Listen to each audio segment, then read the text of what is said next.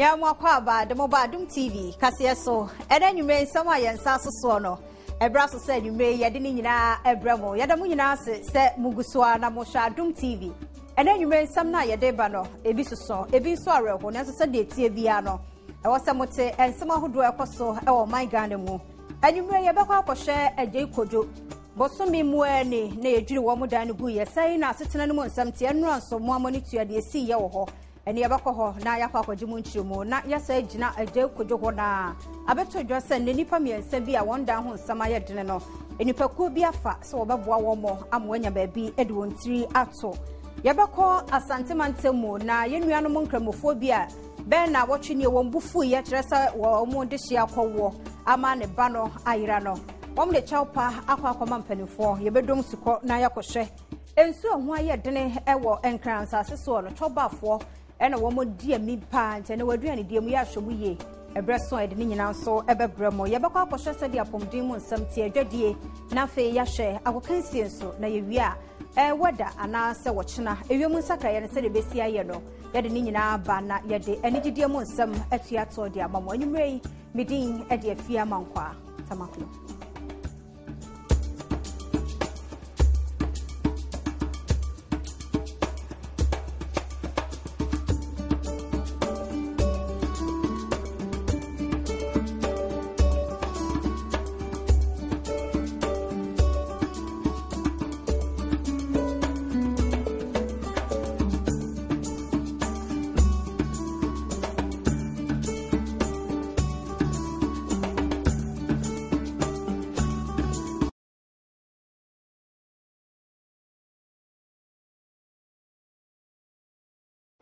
Ya mwakwa ba de moba Adom TV Kasee so afa yen hwe se de nsam no emunchiremu no ati ankasa ben na wotwe nan nie ene beto dwaso wo manfo wo mo ete eye ajeyi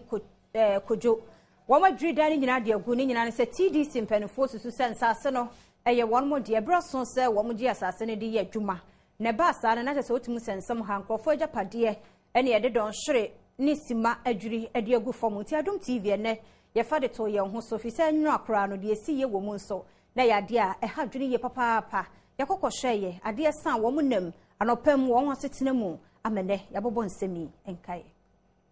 Ben na watwe enan entamni na TDC wo mu ekobubu wo manfo mo wo agye kodwo edan etuguye na ekowi ase no Adom Kasee ebopin ho no ma yehwe se bosome mu nie no san na asetena mu nsem ekosoro ewo ho no mo na emra Adom Kasee kopie woni ehunu sesese di asase ne ya hya ase a ye adwuso na yensem mo no ene be de adi se TDC mpanifo na edwi asase no eso omanfo motempotem ho no ma sabre na wo makọ mu meeting a wo mo ba ebinum ene Adom Kasee etwetwe ase ho enkomo tini nedem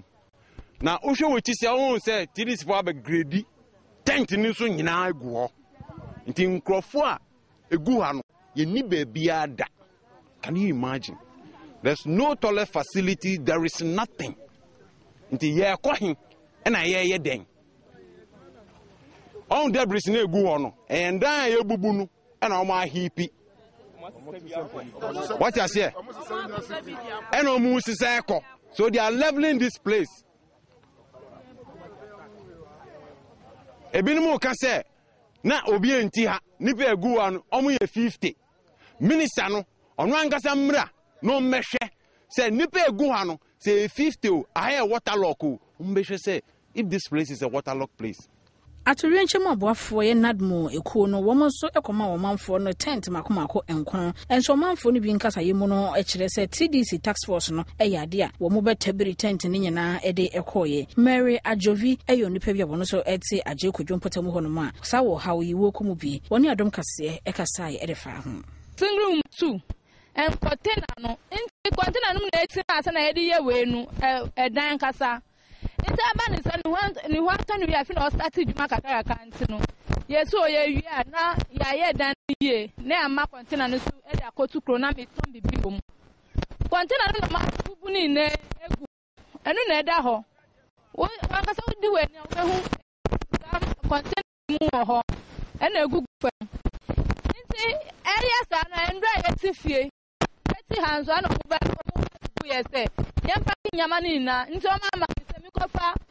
kia best sa mi nyama Yes, and Troffo no etna wa kopema na dweda suo mu na yepese ye hwe se ne ade sa omanfo mu wonpotam ho no masetene mu nsem no esi etie na ye hu owura tawia ene ne busua na ye ne no atwetwe nkomo pacha bontia na yeti because na some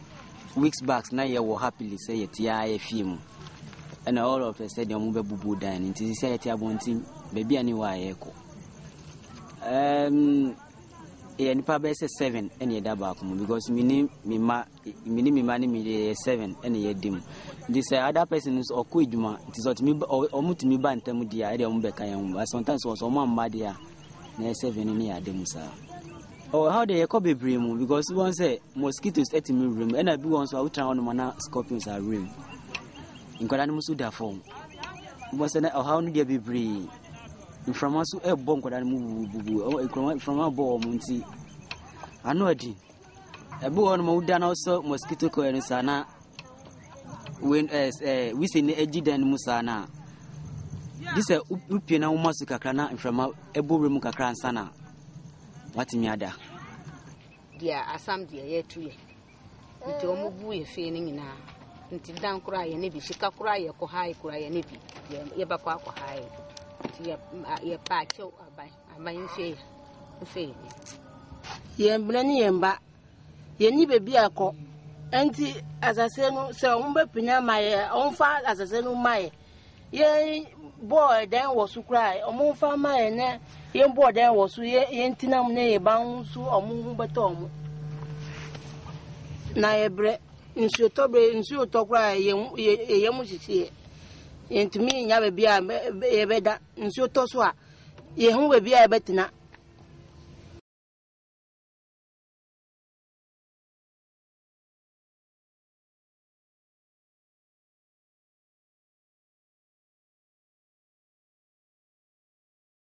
Wabanfo ya yedwi wonda egu ye ne de nyame anum nie asefem so wura ho yie pa wa bohunu se de ensam no wo ka no eje betesa aban ne mpanimfo ana mutu bi a wo se mutuo na moboa wo mo no mommoa wo mo mu se bi asase no wo mo amfa kwan pa so na bibi etesare mommoa wo na ahokyere aba won so yede beko eye ensam foforo mu enkramontami ha mu de na nke ye hwe ni mu se juada ebei na mpanimfo wo mo ma ye nsuo wo memu mekyere Ghana Water Company no omde atudwa akire mu se enkran emiamia bi oho a ye beto pipe mu nanso ene emi kase ya tumu kura dada nti nso ho aye dene papa amensuo kura wo pekura se bia de twitwu wo se kura no eho odene ede ema o Adom TV kase ye de ne ye pese ye hunu fi se enkran ha setena no eye stay by plan ede ya obedidi wo montenum ne ade chobafo ene se won ho akwa atwe ye ne wo manfo bi edinkom Ensio ade a eho ehia ema ne padua bia na nti wokɔ afiafia hodoma dodo na ede nsuo no aduane de bi dware ebi nso enum bi ensuo de yede ade nyina na ne dai Adom Kasee fato ne ho so na yekɔ monten so kɔhwɛ sɛ ne nsuo ho nsɛm no esi ekɔ a ensuo ho akɔatwe ɛwɔ mantam bi eno ene yebowura chobafo akache ne enu omkɔtwetwe nkɔmɔ no yebusa wo mo sɛ sabre ensuo ho yɛ de ama mu de sɛ aduane no mu nsɛm so no ɛbɛyɛ kanapa ɛde ama wo ma dodo na ɛkyerɛ sɛ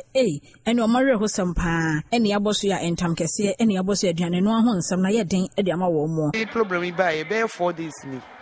ye de nyame adaro ma ye papa tu nsuo ni bi wa ha ma ye 4 days no mum fra bonto mebu nsuo ha nyame anim nsem asise no suso emu ntokwa ne ade chese obi ne mu kra wo mu na mu kata so ba be di la no so ama na bobe se obo mu ko school kra na e mobo school fo ni adwuma ye fo bu obagina wa ama na bobe 10 ansa no benya nsuo kra akokodu fi obedwara obekọ adwuma na se waye late nti nsuo ni problem de enye easy kra enye easy enye se ha na yetu nsuo kakra wo munya bia kamenim ekwan befa so benya nsuo de adware ana se omenya nsuo na mbebu ni sa nso ayenso na effect ye because ye tank sisra no na ebu ede ye aduane nti se mubu nsuo ni sa na ne nsuo de ne nsa nti na akoye nsem bebre nti yesra ban se onye hu bibi maye na manfo nya nsuo na omfa enye de oso mo ye na omum ko school ni adwuma ye fo munya bi esa ya bema bibi aye basa nti ne ka kira ban se yesra no momodna no wo moaye Fatime pa nyasam ketwa fiti last week no na se nye mirror ya da Roma ene tu sabo ho ma ne anke ntimi nya aduane eton so eboaye nyina na ebi ya tutu pipe mu sei ukwa ba bi obi kwase nsu a ode be ya aduane ama nipa di a nyame anim enye enti no se bo ne so senka ban bedum ye ne senka brono bia wa maye ba ko a kan fi se ahoto beba nti se yanhia nsuo wo ye a chese enka yato yadwumem die I affect amana ayeya because senye me papa na adwuma wura no se wan hu se ebedru mi bi nso ho be ye din into otu sa man ho ibi ama nso ho ye din a yatumi e dia ye adwuma enka dem time mompo ya tutu pipe nki ye nya nso nye aduane man krofo endi because din Laundries ahodo ya yekopie hu so ekire mu ze de omadwuma no kwa ene kofom ne nyina eni san ya ensuo ya ehu akwa atwe e de ma wo mu nti adwuma we yi na meye na me de hwankwala ene 4 days ni eye mi tu kwan me ba na ya tutu pipe mi nye adwuma nye ti we nya ma mi na from say sabi wa mo pipe wa na mi nya nka metino ni ska bia amfa nye mfa hwa me mba no hwa ya tutu pipe me 4 days obi sire nyiska no da hwankwala Tinina I am one way. The bread was sitting in Yambashim, Yananom, and a bibia, your bread to one share. Emebunu do nanso echirema sese de wo mwanka sakra dware no mo mpedada ni asan so adro pa pomo nsuma enu ntrom benya sekade akotro sahye wotade ene na ni apetampe enya de a wo mo bedware no oma tu petrol mo ansana pipe si oma tu sese pensio da senior man di bia dwa yenya nti omuma aban no omumbie nsio bebre ma ye na ebi nkofo bebe nya bi infanta na de ba su wo Ghana de enye e ka mi ko anka ye nia onyankopon ne boy si yema bia bra sunbe yema bibia mbra na nsio ne mbra no bi anya na su de mbra Ghana se na tu petrol mu ya tu we pipe mu yesa ma light of ninya de kosu de enya kura anti midami midonyanku popa o mu chosi o ma asundwe mbra Ghana se na o mu mbie pipe ni ma no bi anya bi ndwale fanko ejuma. The PRO of Ghana Water Company citing how they are going to resolve this issue, and that was last Monday. I came here yesterday. There was water shortage, and I asked a friend, and he told me they had water shortage a day before yesterday. That means from Monday up to date, water shortage. But when the PRO was speaking, he didn't mention anything like that. He was citing Ashama and Tema. But when I came here, look at memory, the situation was here. People were queuing, even fighting. I came this morning, they were fighting. So I asked myself, is it a situation to discourage the poor from staying in town, to go to the villages, or it's a normal thing? Because when you see around, the big men are not here queuing for water. It's only the poor. If I'm in Accra renting a one-room apartment, I can go for polytank where I can store this water for a week. So is this situation going to continue, and when is it ending? Nti poso ne de ye hu kire ya papa bi se ye ne ye do so se sikafo nti we de empanifo mo hwe na mu ni hu dwuma 4 days ne do so mpo ma start dada nti mo hwe na ye moa ye ye de Kasee na ekoningo pram na nanom ni omanfo e wo ningo se de wo manyini wo mafu abebe nti nkabe ya ye mpemensini fama wo mo ye ningo fo nko a wo mo dia no nso hwe mo won kro ne wo mensini no ntime enkoso Nananom hemfo ne mpanifo ya wo mo ewo ningo ya no ewo ningo pram mensene no emu no mo de adesede eto mampanyi John Dramani Mahama enim se wo mo sere mampanyi adaso mampanyi empa o mensene assembly foforo na emono kye an wo mfa emma wo manfo ya wo mo ewo ningo nananom hemfo nsem wo mo kanyina ene se ewo mo se ningo ene pram ena ebo hye de na emom no se wo hwem a ya de anema dodo na ekoso ewo ningo esene se ne ekoso ewo pram krodua no emu nananom hemfo akire se wo hwe ningo krodua no emu a enkro makomako aduoso emienu ena ehihye ningo krodua no emu nanso pram fo nkro no de eye dupe eno tse ye se ningo no mpo eso e de sene pram no nti se ye permanent assembly de a ningo a ena wo sanketimi eba wo mo kire mu se landing beach se wo honom no emu edu emiensa e ya de no kora no ewo ningo empeso aso e honom esin se de ebi ewo eye pram nanso mensini assembly no akopie mu ewo pram a nananom mpanifo nso ehwehwe wo mo de ewo ningo la hefe ko opposition ko mai sabe ko be united anga united no feno ko ngakaki nino wa de ke gu copy kwa 2000 villages so kula me kula accept Kasee na ba one hour district. No, you have a community of people ko je here no ko je gbugbu no amafie o. Ko je here no apio kan o je gbugbu no ma no ko tu amafie o. La pool community of down. Community of langa he ne das no. Das janpan. Inye youth bi o me de kan adas nga na de no. Na chuno fo no kake. Even Yesu Christo po you guys carry to so say block. Lock pe ko bene jama element o ko bem. Ladas nga na no na tuni pepepe na ne no go e ya no na be ne no ya yo e ya no ko se ne jande do ba kam do apedo ba ne mli ne ba wa ne ye ne ke masu bio ne no be no ko ne ba na ba le ka no go mas great nigo jabi gbugula. Professor J.S. Jama Yawaye, retired Pro Vice Chancellor at the Emma University of Cape Coast and watch say Ebasen penny for a Parliamentary Assembly do nana a ya woman and anonymous penny for in so I want and no any Kobiasi let me ekofasa or how we in so a day eba. This is chiefs. Every paramountcy is there. If you decide that by definition every traditional area becomes what? A district assembly, because what the people are saying is we want a slice of the national resources to determine our own development. Development should not be about developing areas. I mean, is that how you are thinking? It's about urbanization as well as what rural development. Ora Ebenezer Amano Yawoye Titinini Edema Great Ningo Youth Association or not Nakasa Yimon and watchers or Mamfo Yawo Ningo de Debia Yesi Womo, near Sissy Womo Archer Papa, and to say de, and Yado Mubetana say no my Shahai, I may see Akoswa at Nahonomo. It is time we teach them some lesson. Keeping quiet too much shows that they are ruling us or controlling us. Great Ningo is crying for a lot of things. And the youth association is of the view that only unity can pave the way for us to get those things.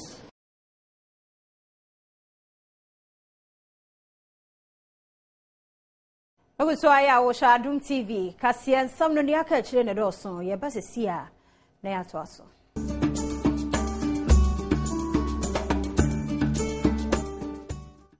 Yantwa so na yemfa Kasee no nko atoye mantema hinkro takra de emu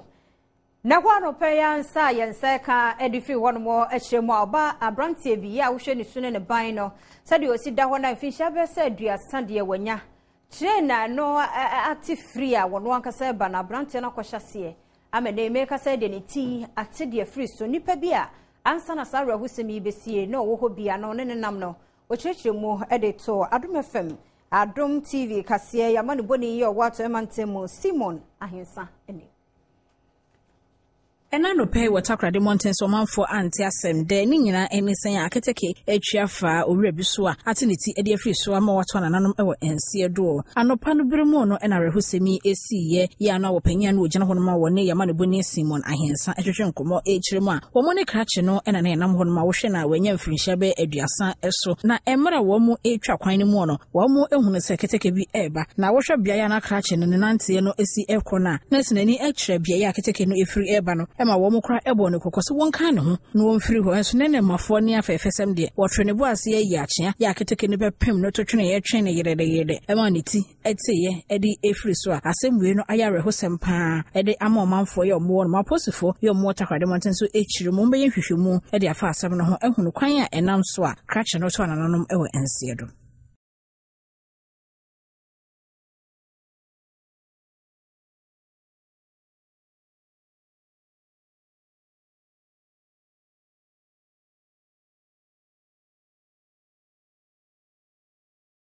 Yet also na ya de akonsan fofom ne ebepam wacha o se de muhunu ye no ne obi anotumi mo fanche ye na de si ye de ya wo atemantem takrade ene ye de bremo no na ye kobuno ene na hafomantem nso a Brekum Senior High School benfinhye aduonu ni 20 years abeto dwase school no se de na tie sa bre no sa na tie atete apansampa nti wo mo sra benpanifo se broso so wo mo ba ho na wo betime boa ama school ni gina ne na so se de brebi atwemu no na tie.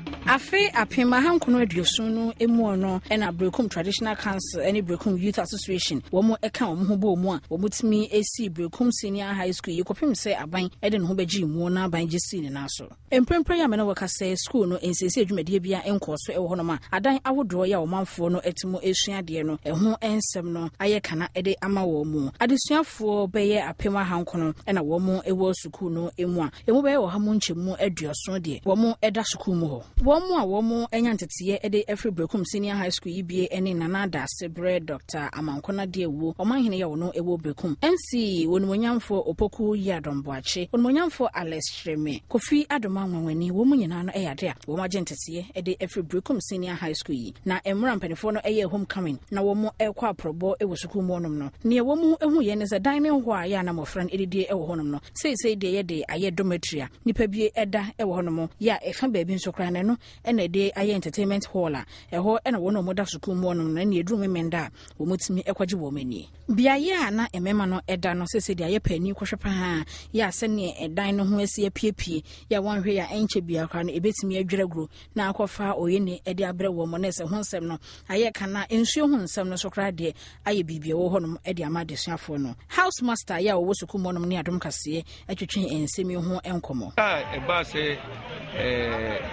government gi in Kolano dodo no omu ka kire se even said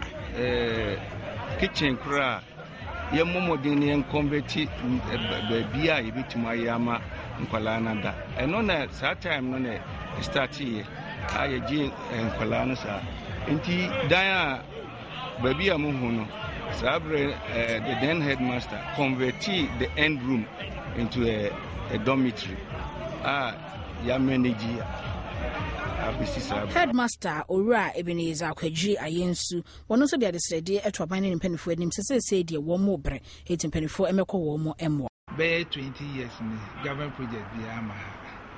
project a me buy a me hu se ekosu bi a PTA na eye individuals a ebetumi aso asen bia se omra no meboae ehia dormitories ehia classrooms ehia staff accommodation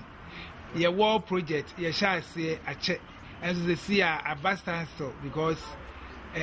maybe at the alcohol school nasa as a cry be a nedia eti and no say na buying court the year to say that aspect no ain't to mean developer jama PTA as suspend the wall project no as say or more AC dormitory it mesa buying any obi or which we are boys or number boy. Yabakoso ana yegyina ngomasuam na yasan yawo bono ene na afomantemu na we bechem na yekọ yenuanum asabi wo wedi dem ewo abrabomu titio wona won enti asem ena wo bechem technical school for the deaf wo aye wo ye kyerpe mu odene de tia wo akyerkyerefo na school no empanimfo ni nyina ne se school no eti wosa no mumruntum no enema ahodo bi oho no mu a wo eni na wo kyerhwem kora na LSC awoso oboa wo Nanso school no mpanimfo won watwi wani kura no nenam so amende won atente kokko e de gu omuso Adesuafo ya womo ewo Bechem Technical School for the Deaf and womo buafu ya womo atiegu monten so ye kyere ya mu edi omudi tiampanifo yo modo musuku no ano na adesuafo ya sabiebusabiason womo aso entekasa na emufa dodo na asokra no entimi enkasa and womo kyere so womo headmistress wo honom no hwe na woni womo ani ni ye kra ya womo emomo ne mebi enkoyi a senko beboa ma SRC wo school mode bia no womo atimi ye nhyiemu na atimi aprenka nko edi ama womo no headmaster yebubu nuegu na soma wa simpa preku ya wo mo kire se bia ya wo mo da no so ne ho abba pisu ye afen se jane bia ye wo suku mo no so yade a aye ma so nyade ampanifo mpo ekotwe na wo mo ho atimi ato wo mo na no na desuafo ye kire mu no wo mo kitekita enua ye ne ne o ma tworo wo so bi ne headmistress you are crazy na so wo se ne enua no mumufo no wo mo aso asisi na so wo mo buofu papa yo mo kire se ne they are annoyed with the headmistress na so mo buofu pa ya wo mo kire se ampanifo entimi ameka bia amfama wo madan kwama bia kra no wanhwe yi a ne ebesie ebo suku mu ho no enya de ampanifo no ebepe omo de ye kire yi atwi monten so a edekopie mu e waso ye hwa adusua ho nsam so e wo bechim empata mu ho no mo ene wo so kwotwetwe enkomo na eno na ampanifo no esere wo mo a no modwodwo mo frɛ yakoma kyerese monkama koma emfanto mo yam na yade a ombe ye hwehwemu e de afasa ensem no ehomansi kratwopanyi ye wo mpota mu ho no ene ye nuanam akefemfo e wo sunya etwetwe nsem ho nkoma wo mo kyerese o mapaw abedwokro bia esum nipa num ye ombetimi aye hwehwemu e de afasa ensem no eho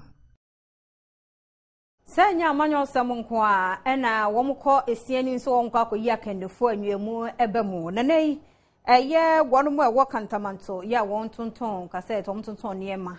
won so yeso womkọ akoto aba naija won ayi mpanifo bedikuo nanim ni ade abeto dwa kirem se enwemu bi akoso anasa abato no abroso ama won ete won ho ase ba bia enyeyi sabre ni mu no na Adom TV Kasee yaduru ho yabobọ nsemi enkae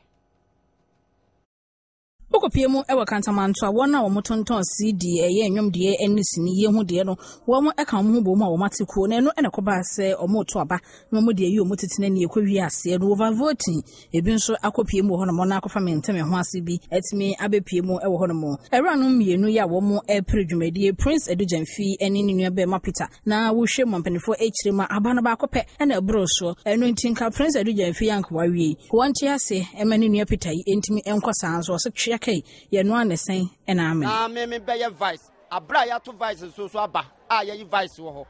empanifo no a chinchira mo mpese me menya sa post no na ba ye chairman no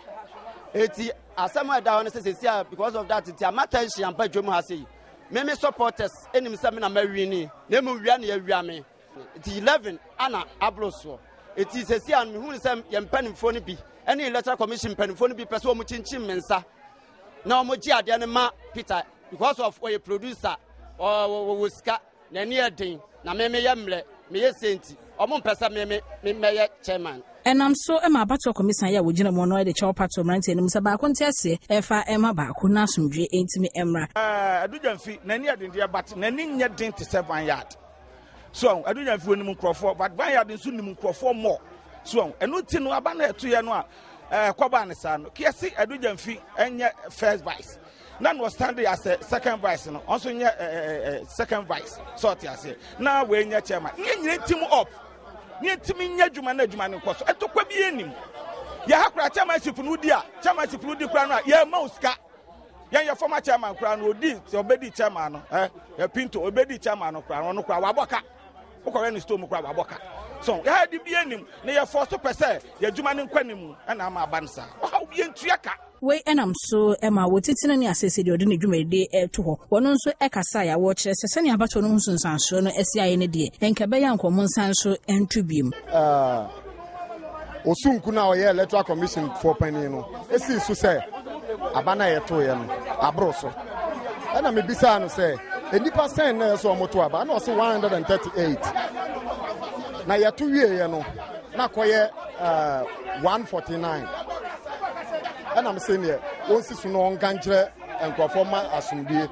emra. No jina so catch am say abatu no overvote na bam enti no we twa batu no. Ama ye mpanifo so our office ano etisi ye dede no omo so frɛ yen. Ya call ho no so jina so ka say we twa batu no enti no for the sake of peace.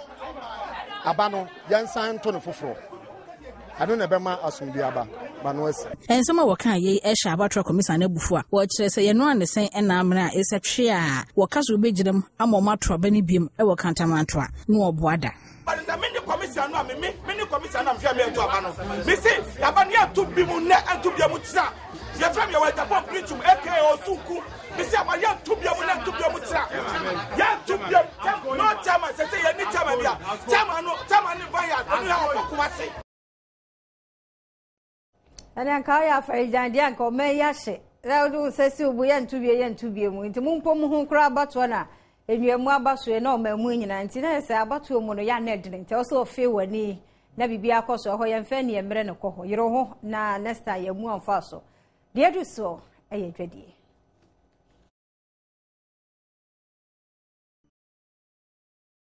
Yanhwe said the Ajadi Mon some no at here. Now my Ghana Muno, more who do the will be pa, and some pimpino. The Aya cry ye will crew mono, Michel local made rice, no. Yanin Yaho, no more brofone diano, and any John Kasee. I can't be a Madam TV Kasee. The commonte to beside says so. A dear Tina, Yawa Ghana Moho. Nanswa brofo de no ani jeso na ne nsama wo manfo kan ye no obede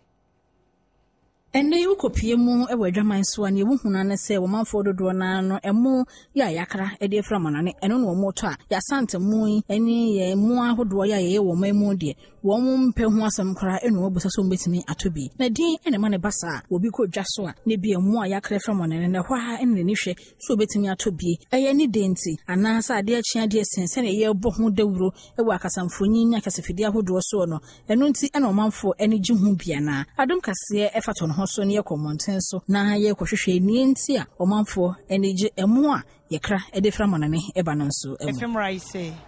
is good. You understand me? But local rice omu rice no. Omu hwe perfume rice no. No omu the local rice omu the onfa maximo omu the different rice no omu the gu kotokunim life no omu ye na enya fine. Say perfume a local rice or a local say grade 5 or grade 5. Wow. Ghana de no ye pe but wo mo de mix ye de papa ne balanfo no na wo mo de a mix nti woto a wonti wonhu emo no we taste wonhu we taste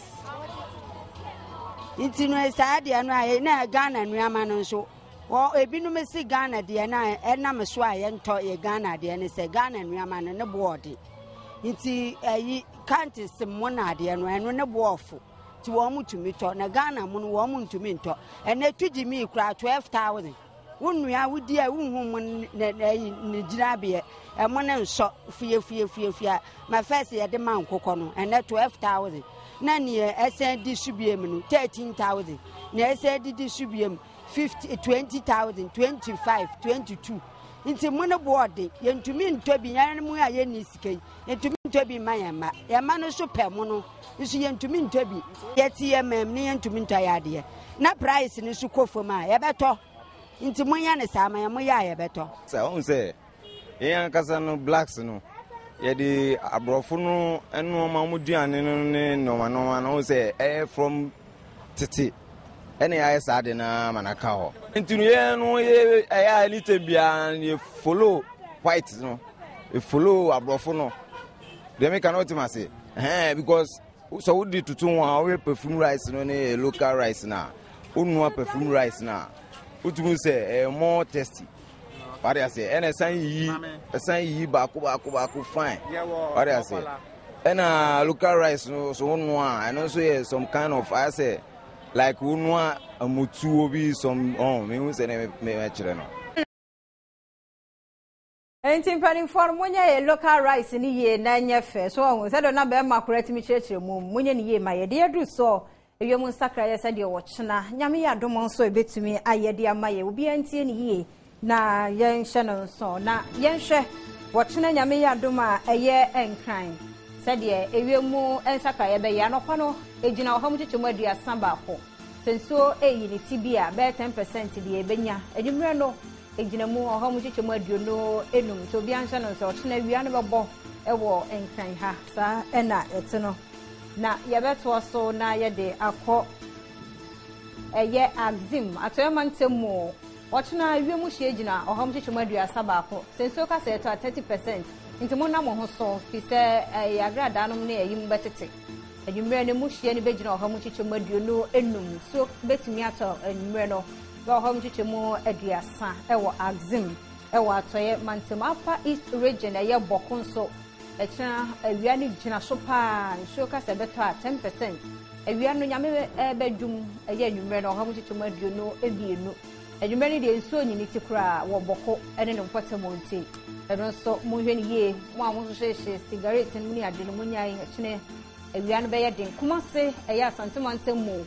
echine anopa no wiem bete awia no be hye pa oham chichemu aduasa ba ko senso ka se beto 20% enwumre no 23 oha aye emo ahye no ewo kumase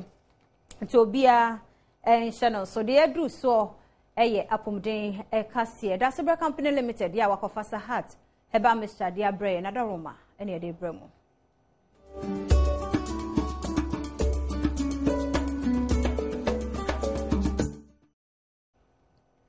Yanre sadi apomden mu nsam no etie na mabunu ekwo bi a womo ewo zongo wa santimante mu ne wom de chawpa ye mu odena koma anesefo na dokotafo a womo ye konfano che aban ayaresabia ni nyina ye sebe na wotwe mienu komiensem nie womu nua ba kokko wo ye wi akira kora na yira ye hunu no nsem bebre nti womo ye niema bi ensem fata dene womo hia ama won de chawpa mu odene akodiama empanifue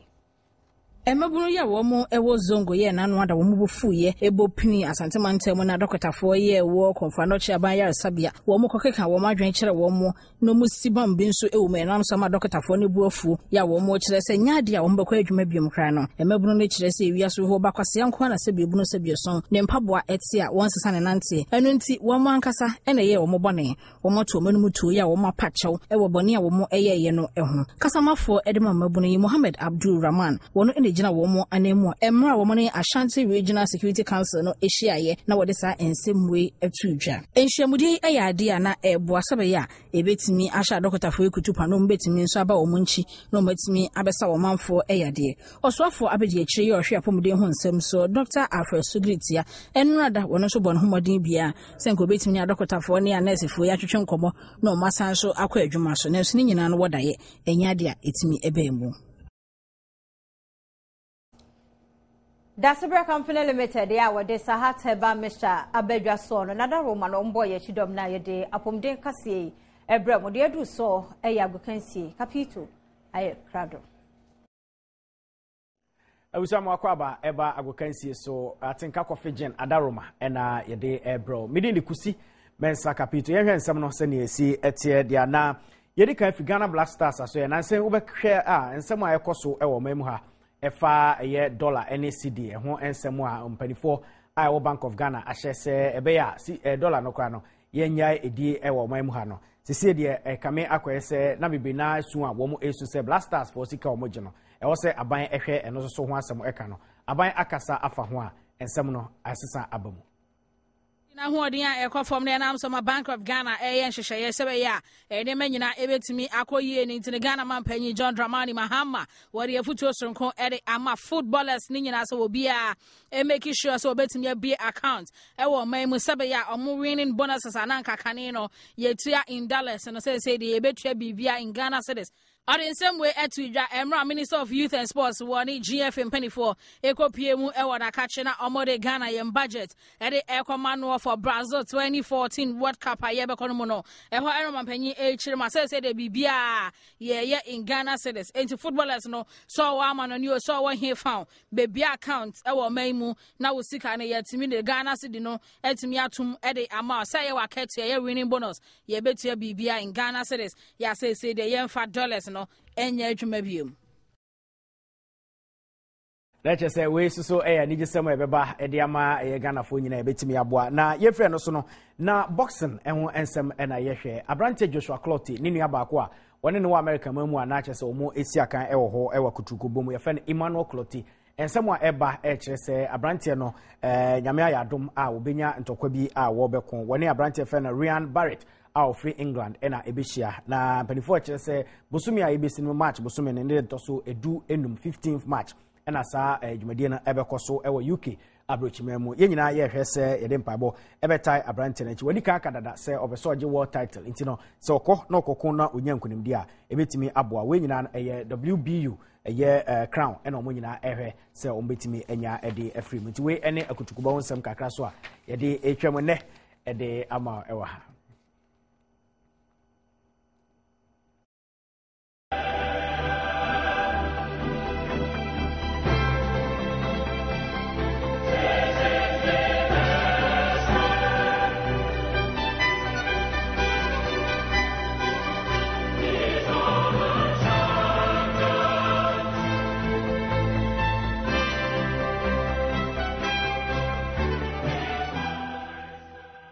Yeah, any more say, and then you race so I can see in a coso UEFA Champions League in November so now you would be see Bayern Munich at a core now woman Arsenal for Aquacushia we a can see a coso and then you may and what you know which one not just a Emranti or Musia Kama Arsenal and Tianiche say be now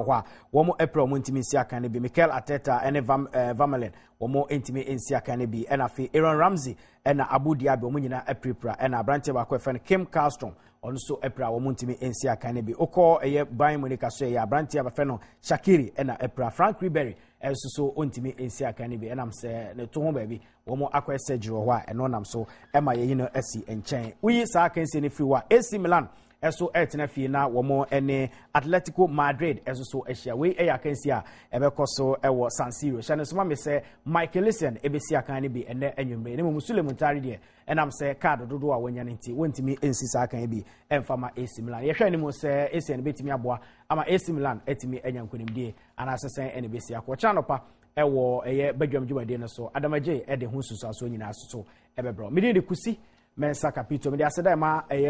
tinka coffee gen adaroma na de ebro ye nyina yetutu bia eboa ukohwe o match na wato atinka ne bi ebetimi aboa ma ogina na so ye pa edisia afia makwata makulebeto aso edika sena bro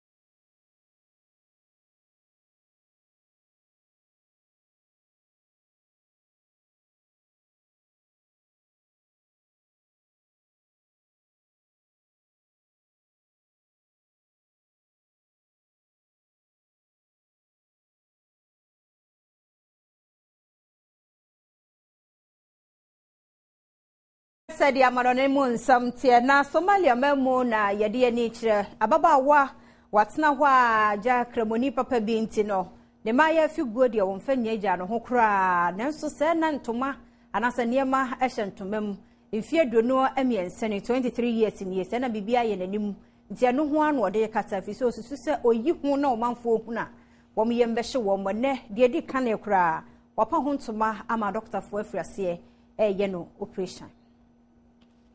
Kane wasofo ya no hwama no nsem so e wo Somalia manimu e de atudwa ya wo kire se ababawa ya ye frɛ no Ayan Mohammed wono uhunu se wagumma ya afi no da kasa na nemu nyina enye se bia nkremosom no e na ye ne de enu nti e no kasa na nemu ne mum no abayo no emra no wo mfrinhia emienum e ya de wonya aka nkwanhia bia eno enam so ama na nemu nyina no etimi asɛ na tete apansam ye no nti no wona mabonten na sembofra ehuna na wo mo e kemu no wo mu esu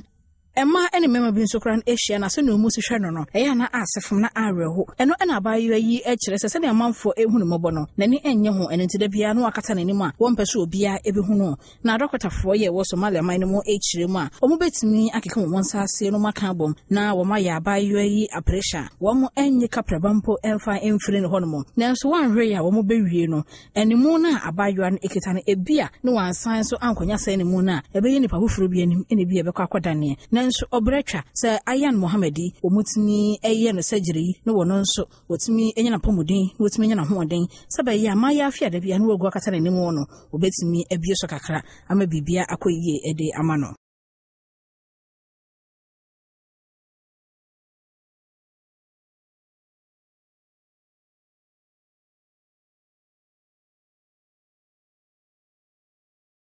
Dear so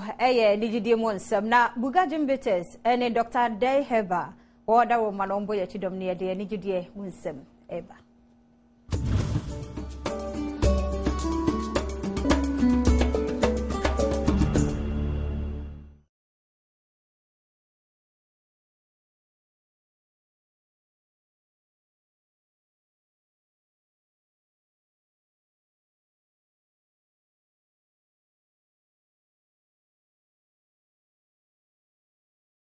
Yan rasa de ne enijide mo nsam na tie ne mom hye so se Bugajim Betes wonder wo manombo ya chidom wone Dr. Day Heba for ni ho na bibia nkoso yie yan rasa de ne enijide mo nsam no etie Ghana ni abayua ya wotodwom pa ne dini de doso Jane Farah Fozia Afia Boafowa Yahaya Awendo na so oba showbiz ana sedwum to no mu edi a wode aba wo bia dinim no eye afia nene aba beto dwa se ye yi no ewo eye ebibra memu best female artist ya wono ejina Ghana nemu na wakwa kogina ya nemu agye abodini no aba no achi nso no odigi nso emema famudie nso wono ena yabodidin wo mu yahwe animu nse nkunimdie ne beba Adom TV Kasee abobo enkaye